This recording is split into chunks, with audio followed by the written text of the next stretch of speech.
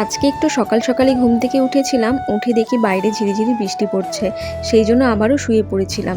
এইদিকে দেখি বৃষ্টি কমার বদলে আরও জোরে শুরু হয়ে গেছে।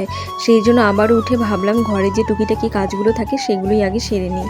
কালকে রান্নার পর গ্যাসটা আর মোছা হয়নি, সেই জন্য সকালবেলা আগে গ্যাসটাকে মুছে নিলাম। তারপরে এইদিকে বাসি ঘরটা ঝাড়ু দিয়ে নিচ্ছি।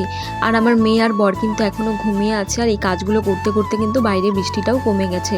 সেই জন্য একবারে বাসি উঠোনটাকেও ঝাড়ু দিয়ে নিচ্ছি। আর যতই ঝড় বৃষ্টি হোক না কেন আমাদের উঠোনে কিন্তু একদম জল জমে না, শুধুমাত্র আমার এই সিঁড়ির সামনেটাই কিন্তু জল জমে থাকে, যার কারণে পা দিতে একদমই ভালো লাগে না। তো যাই হোক, তারপরে এঁঠো বাসনগুলো ধুয়ে একেবারে ফ্রেশ হয়ে নিয়েছি, আর এখন কিন্তু মেয়েকে খাইয়ে দিলাম।